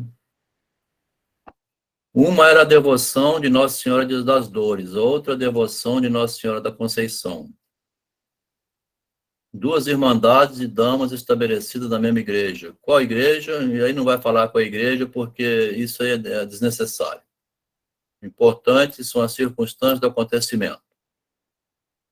No altar da esquerda, a entrada ficava das Dores, na direita ficava a Conceição. Esta posição das duas imagens já definia uma certa rivalidade, uma esquerda e uma direita. Nestas obras de culto e religião não pode ou não deve dar de si senão maior zelo e esplendor. Era o que acontecia aqui. As duas devoções brilhavam de ano para ano e que era tanto mais admirável quanto que o ardor fosse quase repentino recente. Então é recente que tinha pegado fogo. De um ano para outro estava cada vez mais brilhando. Isso é coisa recente, porque durante longos anos as duas associações vegetaram na obscuridade. Era calma a igreja. E longe de serem contrárias, ou brigando uma com a outra, eram amigas, trocavam obséquios, uma ajudava a outra. A ideia seria que o convívio é mais pacífico enquanto um narcisismo não se manifesta. Tá? Por exemplo, com a eleição de Lula, né, muito narcisismo na presidência, querendo resolver todos os problemas do Brasil, surgiu, então, um lado, né? Forçou o surgimento do contrário, né? A gente pode pensar também a questão vivida no Brasil atualmente. Com todo mundo despertado para o narcisismo nos dias de hoje, então está muito aceso, né, o narcisismo hoje em dia, quer dizer, eu quero aparecer, né? E o tema do conto era calmo, uma mulher vai aparecer, força o aparecimento da outra e começa uma guerra dentro da igreja. Um dia, a devoção das Dores elegeu uma juíza, que foi a dona Matilde, pessoa abastada, viúva e fresca, e ao mesmo tempo que a da Conceição botava à frente a esposa do comendador Nóbrega, a dona Romualda. O fim de ambas as devoções era o mesmo, era de dar mais alguma vida ao culto, porque anda meio apagadinho, né? Desenvolver o culto e comunicar certo esplendor que não tinha. Ambas as juízas eram pessoas para isso, mas não corresponderam às esperanças. O que fizeram no dia seguinte, no seguinte ano, foi pouco. Foram eleitos, mas não fizeram nada. E Roma não se faz em um dia, então demora um pouco para pegar fogo, né? Na verdade, as duas juízas tinham distrações de outras partes, eram amigas e andavam muitas vezes juntas antigamente, encontravam-se em bailes e teatros, então tinham afazeres que, vamos à festa, vamos, amiga, ia, né? Então, estava naquela fase que não pegou fogo ainda. Vai, senão, quando Dona Matilde, presidindo uma sessão da mesa administrativa de devoção das Dores, disse que era preciso cuidar seriamente de levantar a associação. Vão animar a gente. Todas as companheiras foram do mesmo parecer, com grande contentamento, porque realmente não desejavam outra coisa. Eram pessoas religiosas e, salvo a secretária e tesoureira, viviam na obscuridade. As nossas festas, continua a Dona Matilde, têm sido muito descuidadas. Não vem quase ninguém a elas. E daí, da gente que vem, pouco e de certo. Vamos, a deste ano deve ser esplêndida. E foi por diante a juíza dando os primeiros lineamentos do programa. Em seguida, adotaram certas resoluções, alistar nova devota. A Dona Matilde procurou as amigas da alta sociedade, pedindo dinheiro, né, uma contribuição, o movimento cresceu, fazer entrar as anuidades atrasadas, comprar aos pais. 15 dias depois, ou 3 semanas, quando muito, a outra devoção celebrava uma sessão de mesa administrativa onde estava a Dona Romualda. Exprimia iguais sentimentos, propunha uma reforma análoga, esperava o espírito religioso das companheiras para o fim de celebrar uma festa digna. Dona Romualda também prometeu fazer entrar um certo número de devotas abastadas e briosas. Começou a disputa das duas, né? Dito e feito, nenhuma nem outra das duas juízas deixou de cumprir o prometido. Era uma ressurreição, né? Uma vida nova. O fato da vizinhança das duas devoções na mesma igreja, né? Se fosse uma igreja longe da outra, mas dentro da mesma igreja. Dona Matilde, que a princípio não cuidava daquilo principalmente, daí a pouco não pensava em mais nada. Toda ela era dedicação. Não rompeu com outros hábitos, mas não lhes deu mais o que dá um costume. O mesmo acontecia com Dona Romualda. As duas associações estavam contentíssimas porque, em verdade, a maior parte das devotas não eram só de nome. Uma delas, pertencente à devoção de das Dores, que supunha continuar a antiga troca de serviços, lembrou que se pedisse não sei o que a outra devoção. Dona Matilde falou negativo, pedir dona mais nada. Não, antes vendamos a última joia. A rivalidade estava se acirrando, né?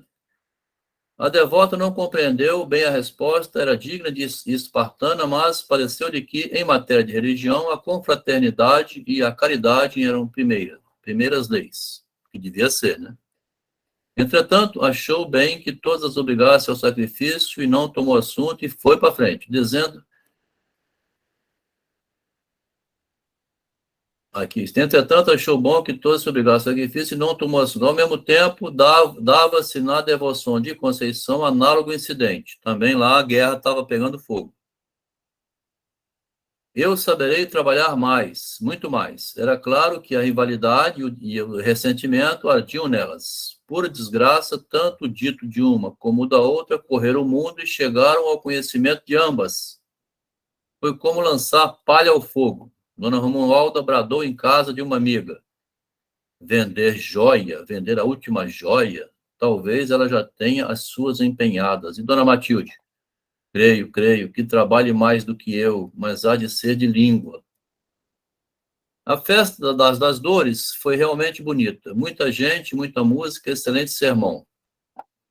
A igreja estava tomada com um luxo desconhecido dos paroquianos. Alguns entendidos da matéria calcularam as despesas e subiram a um algarismo muito alto. A impressão não se restringiu ao bairro, foi a outros bairros. Os jornais deram notícias minuciosas da festa, e o apóstolo trouxe o nome de Dona Matilde, dizendo que esta senhora era devido àquele esplendor, tom superior à qualidade. Esplendor. Folgamos de ver, conduto, concluía aquele órgão religioso, folgamos de ver que uma senhora de tão superiores qualidades emprega uma parte de sua atividade no serviço da Virgem Santíssima. Dona Matilde mandou transcrever a notícia e publicar em todos os jornais. Não é preciso dizer que Dona Romualda não foi à festa de Dona das Dores, mas soube de tudo. Porque uma das zeladoras foi espiar e contou-lhe o que houve. Ficou passada e jurou que havia de meter Dona Matilde no chinelo. Na guerra de narcisismo, a gente começa a agir igual criança, tá vendo? Parece duas senhoras, né? Se comportando igual a duas meninas de 5 anos de idade. É o que chama atenção o texto aqui com relação ao tema da vaidade em Machado de Assis, né? Ficou passado e jurou que havia de meter no chinelo. Quando, porém, leu nos jornais a notícia transcrita do apóstolo, a irritação não teve limite. Não todos os nomes feios, mas aqueles que nessa época de Lula e Dilma e Bolsonaro, assim, e Moro, a gente perde amigos, perde irmãos por causa disso aqui, tá? Dona Romualda falando da juíza das Dores. Pretensiosa, velhusca, tola, intrometida, ridícula, namoradeira. Aquela mulher não vale nada, né? Assim, Dona Romualda, mas Romualda, para que há de você irritar-se tanto assim, falou o marido dela, né? Agora entrou o marido aqui. Quero irritar-me. Quero ficar irritada. Bati o pé. Amarrotava a folha que tinha na mão. Chegou ao extremo de dar ordem para não receber mais o apóstolo, mas a ideia de que podia merecer da folha alguma justiça, quando chegasse a festa da Conceição, fez com que ela retirasse, pensou melhor, né? Que a festa de uma santa é num dia do ano, a festa da outra santa é outro dia. Então ela pensou melhor assim, daqui a pouco vai chegar a festa da Conceição. Vai ser a minha vez. Deixa quieto. Ele se acalmou, né? Para calcular o revide. Dali em diante não se ocupou de outra coisa, senão de preparar uma festa que vencesse, uma festa que fosse única, admirável. Convocou as irmãs, disse-lhes francamente que não poderia ficar abaixo da outra devoção, era preciso vencê-la ou igualá-la, não igualá-la. Igualar era pouco. E toca a trabalhar na coleta de donativos, na cobrança de anuidade. Vamos trabalhar, gente, vamos conseguir doações para a igreja, vamos lá, gente, vamos, galera, vamos trabalhar. Nas últimas semanas, o comendador Nóbrega quase não pôde ocupar-se de outra coisa senão de ajudar a mulher nos preparos da grande festa. Olha aqui.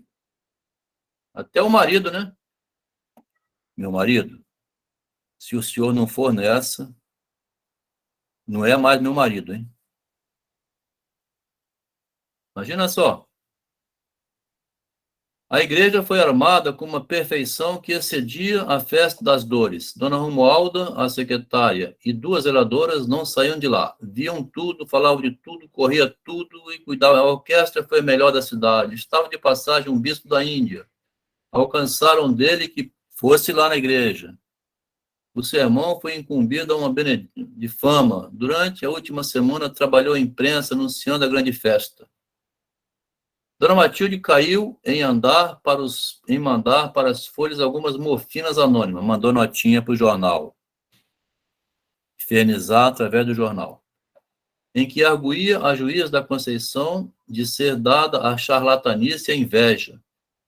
Respondeu Dona Romualda também anonimamente algumas coisas duras.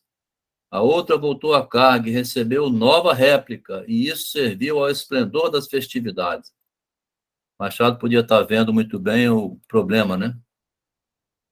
O efeito não podia ser maior. Todas as folhas deram uma notícia, embora curta, o apóstolo, um longo artigo dizendo que a festa de Conceição fora das melhores que se tinham dado. Aí eles também aproveitam para botar fogo, né? Citou também o nome de Dona Romualda, como de uma senhora distinta pelas qualidades de espírito, como digna de apreço e louvor pelo zelo e piedade. Aí, escrevendo, ao seu esforço, concluía a folha, devemos o prazer que tivemos no dia 8. Oxalá muitas outras patrícias possam imitá-la. Foi uma punhalada em Dona Matilde, como meteu um punhal, tá vendo? Sente uma dor de uma faca, né? Trocaram-se os papéis. Ela agora é que deitava a outra os nomes mais cruéis e um vocabulário elegante. Deu um vocabulário elegante e jurava que a devoção das dores não ficaria vencida. Imaginou, então, umas ladainhas aos sábados e contratou uma missa especial aos domingos, fazendo anunciar que era a missa aristocrática da paróquia. Pelo outro lado, Dona Romualda respondeu com outra missa e uma prática depois da missa. Além disso, instituiu um mês de Maria. Essa luta durou 2 anos. No fim deles, Dona Romualda, tendo dado à luz uma filha, morreu de parto. E a rival ficou só em campo. Vantagem do estímulo, tão depressa morreu a juíza, como a das dores, sentiu afrouxar o zelo e já a primeira festa esteve muito aquém das anteriores e começou a esvaziar tudo de novo. Foi ao auge e desapareceu.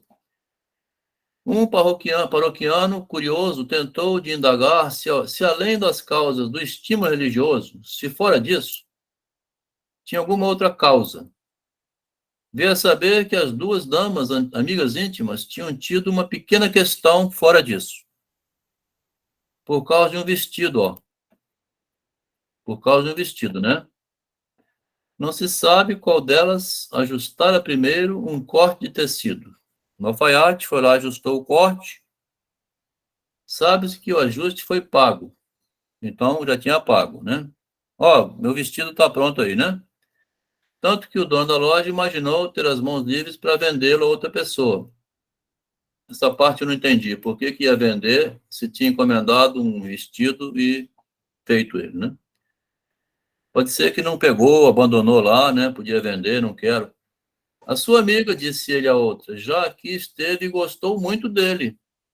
É verdade? Muito. E quis levá-lo. Então é meu. Tudo de caso pensado. Então é meu. Aí, quando Olha, isso aí é Vamos terminar aqui. aquela guerra das mulheres. Isso. Guerra das Mulheres, que ela largou o vestido lá, né?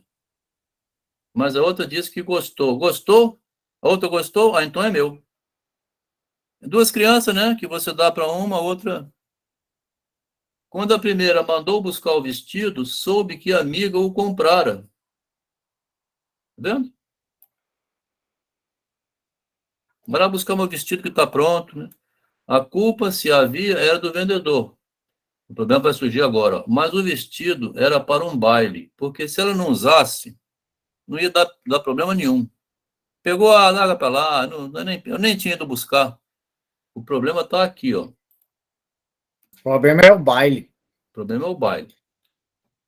O vestido era para um baile, e no corpo da outra, né, fez maravilhas. Todos os jornais descreveram, todos louvaram o bom gosto de uma senhora distinta. Daí que veio o ressentimento, frieza, separação, por causa de um vestido, surgiu esse inferno todo, né? Então, a causa lá na frente de pegar fogo é que, a partir daqui, o ressentimento, poucas palavras, frieza, separação, praticamente não se falavam mais, né? O paroquiano, além do boticário, era filósofo, para filosofar o tema, né? Trazer a filosofia um tema banal, né? Então, esse segundo conto é muito rapidinho. Interessante que isso aí, o Jacques Lacan comentando um livro de Marguerite Duras, O Deslumbramento de Lowenstein. A Marguerite Duras escreveu um livro com essa ideia também. Lowenstein foi para arrumou-se toda, tinha bonecado tudo, chegou toda preparadinha. Quando abriu a porta do salão, que viu dentro uma outra vestida igualzinha, ela teve um desmaio. Obrigado, Rosângela, por ter participado. Obrigado por ter vindo, tá? Então, Lacan aproveita para comentar o problema da relação de mulher com mulher, né? A dificuldade... É quase a novela das 8, né? É a dificuldade da mulher com a mulher. Quer dizer, uma mulher entrou no salão, viu outra vestida igualzinho, ela tinha se embonecado toda, ia arrasar, né? Ia ser a notícia. Viu outra vestida, o mundo caiu, ela desmaiou ali, caiu no chão. Aí o Lacan aproveita, porque para a psicanálise o tema interessa, né? Por que uma mulher desmaia vendo a outra vestida igual, né? Quem veio primeiro, no caso. Então, o engraçado é que uma coisa que o Jacques Lacan escreveu em 1964, recente, 100 anos antes, o Machado tinha a mesma questão. Você vê que curioso? Um tema da psicanálise, né? Escrito pelo... Essa mesma coisa da vaidade, do narcisismo vaidoso das mulheres com a roupa, no vestido, né, no caso, aí os homens têm com coisa de carro. Que o povo tá até se matando hoje em dia. É uma coisa que a gente não entende, né? Mas eu acho que na política tá mais feio do que carro, né? Você tá brigando um amigo com o outro, pensa quase a mesma coisa, gente culta, né? Mas desce também o nível, né? Então, o alerta que fica aqui nesse estudo nosso é tentar esvaziar um pouco, né? Esvaziar um pouco, assim, o exibicionismo e ver se concentra o trabalho na pesquisa, no estudo, na produção da vida prática, né?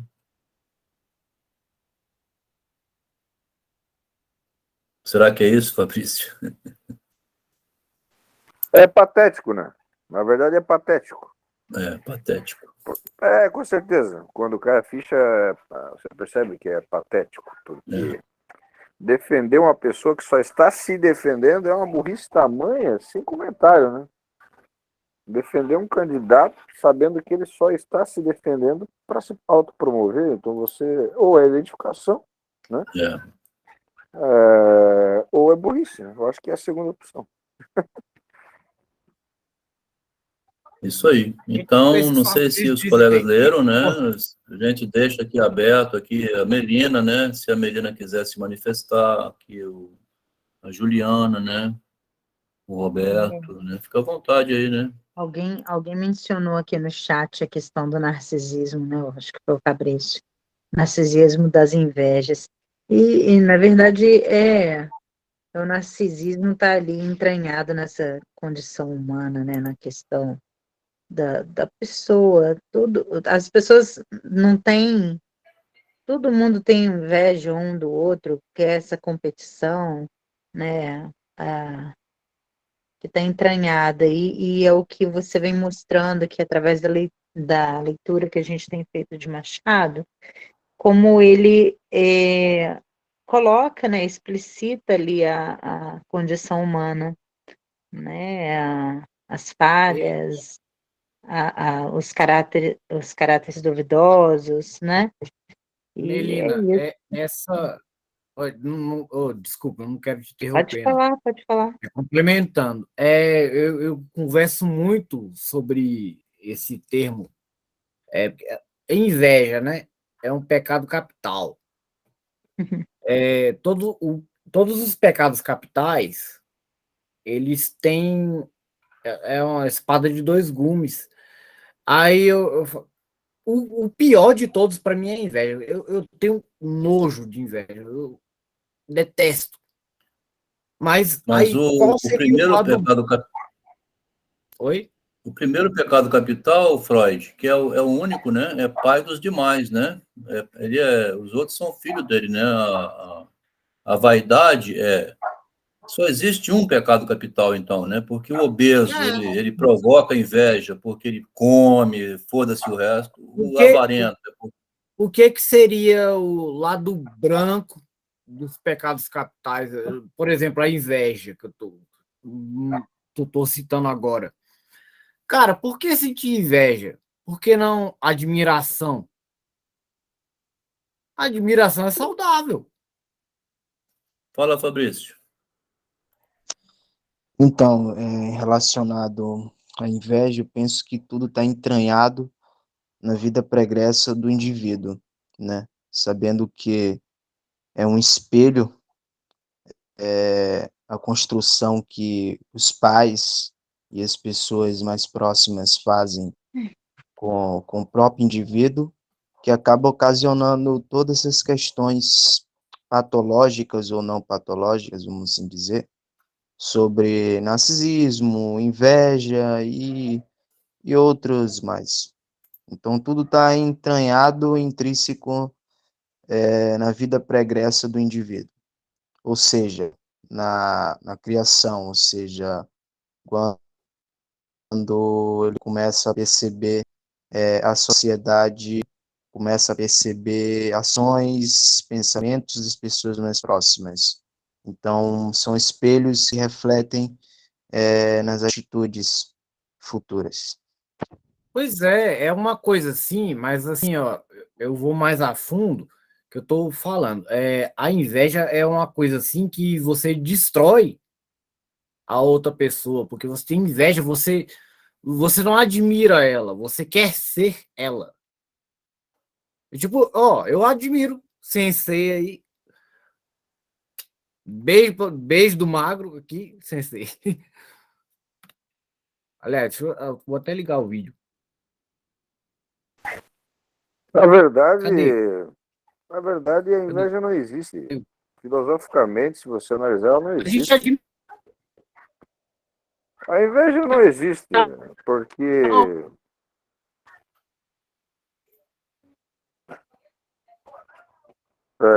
Freud, está cortando? Está cortando, Freud. Sumiu o som. Na verdade, Freud, a inveja ela não existe. Se você pensar filosoficamente, ela não existe, porque... Obrigado, Melina. Melina vai ter que sair agora. Obrigado por ter vindo hoje. Está sempre ocupado demais. 2 crianças, tendo que lutar por dinheiro. Ainda gasta 2 horas aqui com a gente. Obrigado, tá, Melina? Nada, Delma. Boa Valeu, noite. Melina. Boa aula. Obrigado. Boa noite, galera. Tchau. Como eu estava falando, a inveja, na verdade, não existe, porque a base da inveja é a comparação, né? Por quê? Porque você quer aquilo que o outro tem que ele não pode te dar. Então, a cobiça, né? Mas na verdade isso é o amor, né? O que é o amor? O amor é você querer aquilo que a pessoa tem, que ela não pode te dar, né? E que você deseja. Então, ela só é inveja. Na verdade, a base da inveja é o amor, né? Porque quando a pessoa tem aquilo que ela não pode te dar e você deseja aquilo que você quer, se você se frustra, aí você tenta destruir. O ato de destruição que é a inveja. Porque, na verdade, a base da inveja é o amor. Agora, tem uma coisa interessante que a gente foca aqui, por que nós estamos estudando o Machado como o maior pensador, talvez, não do Brasil só, mas já fora do Brasil também, porque estão descobrindo ele agora, né? Todo mundo se pergunta assim, por que o Machado não deu nenhuma resposta ao Silvio Romero durante 28 anos? De 1880, né, até 1908, quando ele faleceu, o Machado nunca... O Silvio Romero publicou um livro inteiro, do início ao fim. Machado de Assis é o título do livro. Você imagina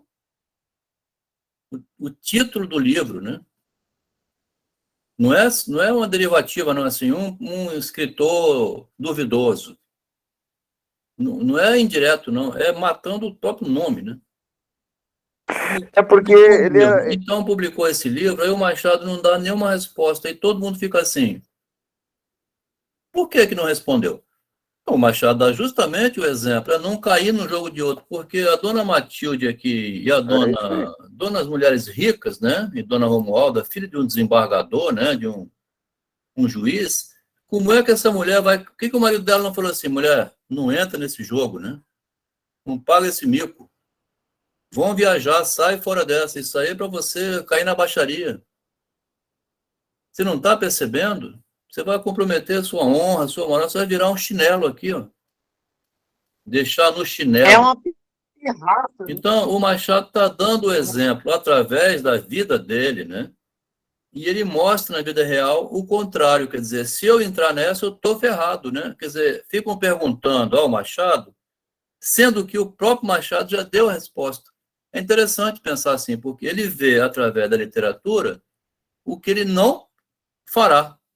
Ele usa a literatura como uma forma de aprender a ter uma vida melhor, vamos falar assim. Se a gente fosse dizer assim, o homem tem que melhorar, o homem tem que ser mais inteligente, aprender a ter uma vida melhor, se for fazer esse discurso religioso, que é um discurso de bom comportamento, que a gente sempre duvida dele, mas é lindo feito assim, né? É bom posto na prática. O Machado vem mostrar assim, olha no que dá a rivalidade.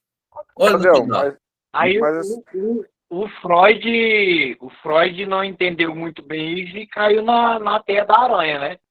No caso. O Freud caiu na teia da aranha, justamente. O grande Freud, em vez de sair por cima, Jung, você está indo muito bem em Zurique. Eu percebi que você quer levar a psicanálise para o ocultismo. Como foi o seguinte? Continua no Zurique com a sua turma toda lá, pode estudar, vão continuar correspondendo. Eu vou ser mais frio um pouco contigo, né? Mas, quer dizer, ele não teve a elegância do Machado, né? O Freud entrou no ódio. Publicou lá um monte de merda, ficou puto, né?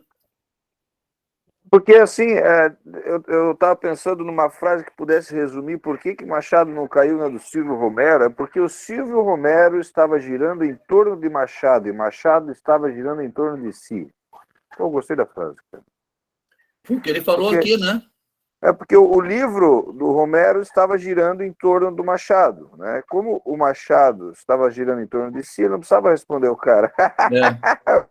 É o que ele escreveu nesse conto aqui, Duas Vidas. Ele escreveu isso mesmo. Essa frase que você falou justifica para compreender melhor o conto Segunda Vida, porque na Segunda Vida ele vai girar em torno de si, que é uma frase que apareceu no conto Segunda Vida, né? Boa interpretação essa. Eu não vou girar em torno do Romero, eu vou girar em torno de mim. Isso aí. Bom, Fabrício, você tinha vontade de abrir aqui o comentário para alguma coisa? Respondeu sem responder. Isso aí.